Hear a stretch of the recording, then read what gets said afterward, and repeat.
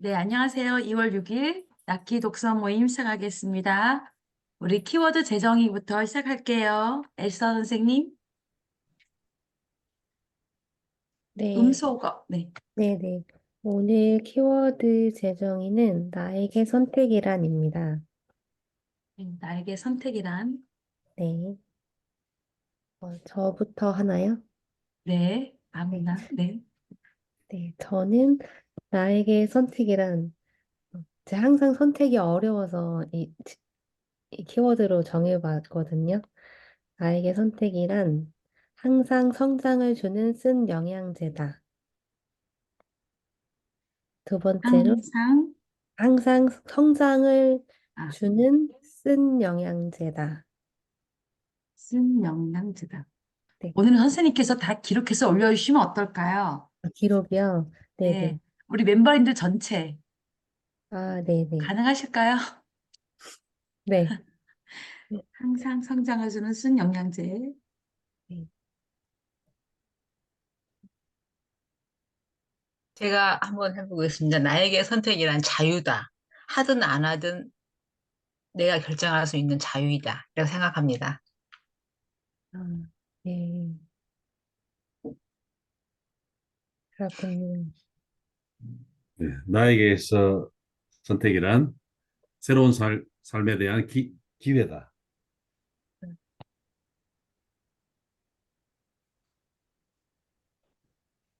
네. 다음 분이요. 듣고 보니 안녕하세요. 나만 적은 것 같아. 음, 저도 안 했어요. 나에게 선택이란, 변화의 도구이다. 나에게 선택이란 변화의 도구이다. 저도 선택하는데 굉장히 좀 이렇게 그러니까 막 고민하고, 이렇게 음, 머뭇머뭇한 성격이어서 저에게 선택은 늘 변화의 도구예요. 네. 저도 같은 마음입니다. 그럼 다음 분이요. 저 할까요? 저는 다들 긍정적인 모드셨는데 제가 또 부정적인 말을 또 하는 것 같아서 죄송하긴 합니다. 저는 선택은 미래에 생각해 보면 후회이다. 라는 생각이 들더라고요. 물론 이제 또 맞네. 다른 걸 하나 생각을 해봤는데 그 이제 다 내용이 비슷했던 것 같긴 해요. 그래서 한번 생각을 해본 게 선택은 새로운 통찰력을 또 가지고 올 수 있다. 챗 GPT가 그렇게 써주더라고요. 이건 제 말이 아니었습니다.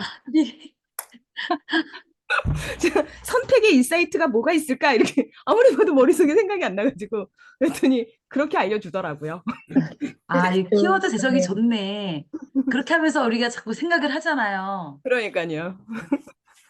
아, 오늘 팁 알았어요. 챗 GPT한테 물어보고. 네, 저처럼 한번 해보십시오. 무한한 생각이 튀쳐나옵니다. 저는 소신 있는 선택에는 후회가 없다.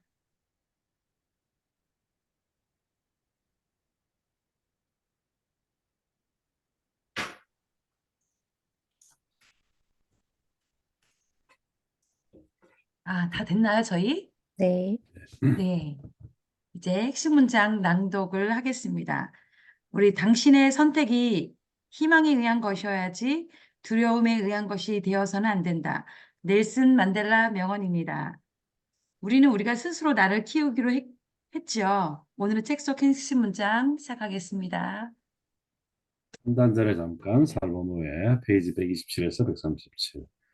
업무상 누군가를 평가할 때도 왜곡된 판단으로 인한 오류를 범할 수 있다. 판단은 인지를 통해 이루어지는 것이고 평가하는 사람에 따라 주관적으로 달라질 수 있다. 후광 효과, 아름다움, 선함, 지적인 능력, 초두 효과와 최신 효과, 대비 효과.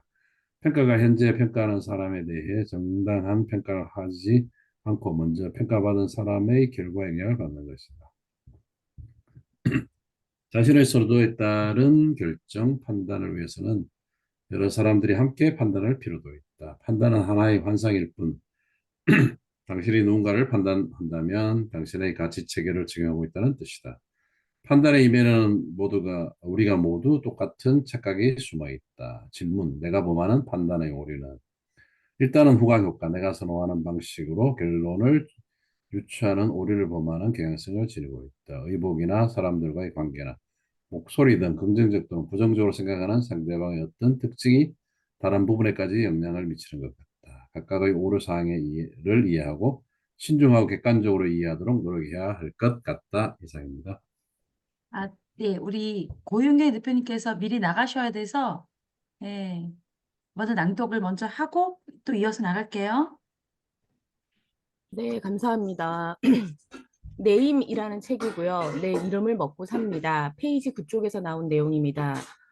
치열하게 내 삶을 고민하는 일이 쉽지는 않지만 내 삶을 나에게 딱 맞는 맞춤 옷처럼 만들기 위해서는 필요한 시간이다. 부족한 나의 스펙들을 극복하고 싶은 마음을 연료 삼아 치열하게 꼭 고민하며 꽉꽉 눌러 채웠던 직장인 이후의 삶이 있었기에 지금의 내가 있다. 아직 석세스의 S에도 못 미치는 나지만 그렇게 좋은 조건이 아님에도 불구하고 일잘러로 인정받고 수많은 기회가 생겼던 과정을 글로 풀어보고 싶었다. 핵을 쓰며 우려되는 부분은 이 글을 정답이라고 여길까 하는 점이다. 경험이라는 이름으로 누군가가 애써 잡고 있는 동아줄을 끊어버리진 않을까 두렵다. 조언이라는 것도 피드백이라는 것도 인사이트라는 것도 이런 책들이라는 것도 결국 사람마다 필요한 시기와 방향은 다 다를 수밖에 없다. 그러니 나의 의견을 그냥 받아들이지 말고 자신만의 필터로 정제하여 받았으면 좋겠다. 질문. 자신이 치열하게 삶에 대해서 고민을 해본 적이 있나? 없었던 것 같다. 그래서 나만의 브랜딩을 하는데 이렇게 고생을 하는 걸까? 이제 하나씩 생각하는 이제는 하나씩 생각하는 것들이 20대 때 했었더라면 하는 생각이 든다. 그래도 지금 하는 게 어디야? 네, 수고하는 게 어디예요, 그죠? 잘하셨습니다. 응원의 박수를 보내드리겠습니다. 감사합니다. 네, 우리 김미영 선생님. 네, 마음아 넌 누구니? 박상미 지음이고 68에서 76쪽입니다. 오늘은 소시오패스에 대한 이야기를 하고 싶어서 제가 요점을 정리를 해봤는데요. 소시오패스는 매우 친절하고 많이 베푸는 사람처럼 보이는 경우가 많아요. 매우 사교적인 사람으로 느껴지죠. 언변도 뛰어나서 사람들을 유혹하는 데 능합니다. 카리스마 있고 대화를 이끌어 나가는 능력이 탁월하기에 쉽게 호감을 얻어요. 다른 사람의 감정을 잘 이용하는 거예요. 그들은 공감 능력이 뛰어난 것처럼 보이지만 사실은 그렇지 않아요. 타인의 감정을 이해하는 정서적 공감이 아니라 오로지 자신의 이득을 위해 타인의 감정을 이용하고 착취하는 인지적 공감 능력이 탁월합니다. 질문입니다. 책에 나왔던 내용이에요. 소시오패스로부터 내 마음을 지키는 방법은 내 주변에도 많고 평생 만나게 된다는 걸 기억하세요. 인구 25명 중 1명이 소시오패스입니다. 4%랍니다. 감정에 반응하지 말고 무표정으로 바라보세요. 칭찬에 속지 말고 고맙다라고 말하지 마세요. 동정심을 유발하는 피해자 코스프레에 속아서 연민을 느끼지 마세요. 내가 잘못 봤겠지, 이제는 변하겠지 하며 헛된 기대를 해서는 안 된다. 그들은 양심의 가책을 못 느끼고 냉정하기 때문에 절대 변하지 않습니다. 침묵하거나 나는 잘 모르겠다라고 답하세요. 입니다. 다음에 네, 네. 인간을 바꾸는 5가지 법칙, 김종은 페이지 144에서 156.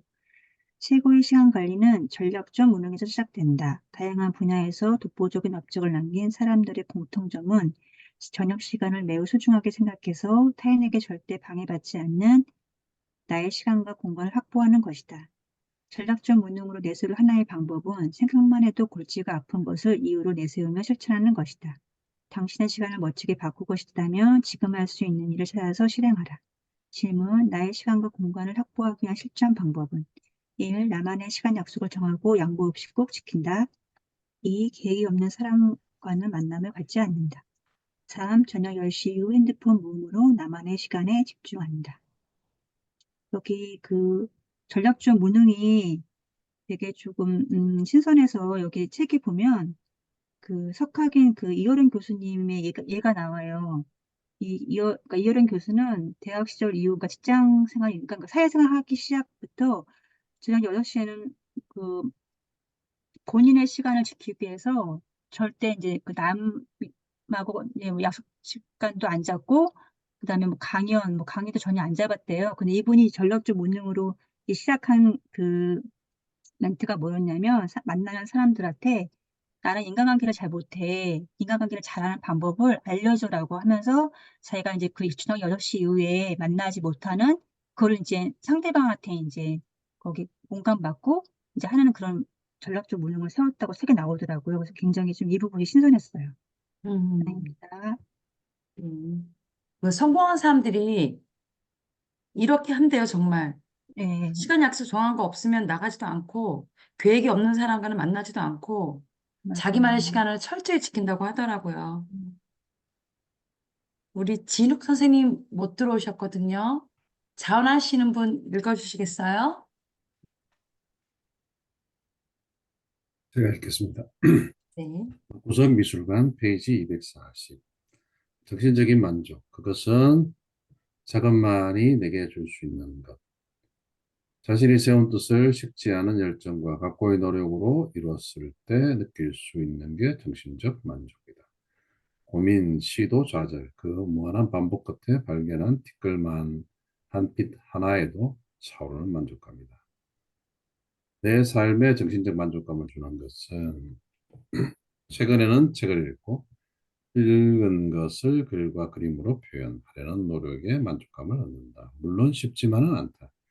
머리가 깨질 듯 혼미하듯 멍청해진다. 그런데도 나의 내면에는 이것의 필요성을 느끼고 있다. 이상입니다. 네, 하버드 비즈니스 리뷰, 브라이언 가너 51쪽. 사람들이 가장 힘들어하는 초안쓰기. 1. 시한을 정해두고 쓴다. 이것을 스피드 라이팅이라 부른다. 처음, 중간, 끝에 각 5분씩 시간을 재며 쓴다. 2. 쓰면서 고치지 않는다. 인간의 머리는 창작을 담당하는 부분은 편집을 담당하는 부분과 양립할 수 없다. 3. 영감을 기다리지 않는다. 영감은 기다린다고 오는 게 아니다. 피터 드러커는 좋은 글을 쓰는 데는 천재적 영감이 아니라 신중한 작업이라고 했다. 질문: 나는 왜 글쓰기를 두려워하나? 어떻게 하면 수월하게 쓸까? 천재적 영감을 기다렸다. 잘못된 방법이었구나. 책에서 얻은 해결책은 계획을 짰으면 양을 채워야 하고 쉽게 쓸 수 있는 부분부터 써내려가야 한다. 다루기 힘든 주제는 뒤로 밀어 쉬운 부분부터 조금씩 써야 한다. 공들여 다듬는 것은 초안을 다 쓰고 난 뒤 일단 아이디어가 떠오르면 종이에 쭉 적어 놓는다. 이상입니다. 우리 김현주 선생님, 우리 김미영 선생님 가능하실까요? 아, 네. 최고의 글쓰기 연습법, 베껴쓰기, 송수키, 152에서 160쪽. 글을 잘 쓰게 되는 특별한 능력 3, 대중화법, 대중적 감수성. 신문 칼럼을 베꼈으며 배우게 되는 대중화법이란 누구나 또 쉽게 읽고 그 의미를 이해하기 어렵지 않는 글쓰기다. 즉, 간결하고 명료하게 설득하는 방법이다. 논설 이론들처럼 매혹적인 제목으로 독자를 사로잡고 싶다면 신문 칼럼들의 도입부 유형을 분석한 다음 그 가운데 하나를 택해 도입부 짓기를 해보자. 임팩트 있는 첫마디, 관심을 끄는 개념을 설명하며 시작하기, 최근의 핫 이슈로 시작하기, 격언이나 속담, 고사성으로 시작하기, 사례로 시작하기입니다. 네, 감사합니다. 김혜수다 선생님. 네. 힘든 일을 먼저 하라. 스콧 앨런. 기록해야 하는 4가지 이유. 의도를 명확히 하는 데 도움이 된다. 무언가를 적다 보면 그 일이 감정과 연결되고 프로세스도 간결하게 정리할 수 있다. 힘든 일을 먼저 해야 한다고 적어둔다면 그것을 기억하기가 더 쉬워질 것이다. 종이에 말을 옮겨 적어 글로 쓰는 행동은 마음에 새겨진다. 이렇게 하면 기억력이 향상되고 작업에 대해 의식적인 행동을 하기가 더 쉬워진다. 무언가를 적으면 정말로 중요한 것에 집중하는 데 도움이 되기 때문에 마음을 더 효율적으로 쓸 수 있다. 질문: 기록하는 습관이 나는 잘 되어 있나? 답변. 기록하기에 편리하도록 나만의 시스템을 만들어야 한다. 지금은 바로바로 적는 시스템과 연습이 부족하다. 이상입니다. 네, 감사합니다. 갑자기 그 피곤하신 목소리가 되셔서 걱정이 됐습니다. 네, 오늘도 이렇게 핵심 문장 나눠주셔서 감사합니다. 예, 좋은 밤 되세요.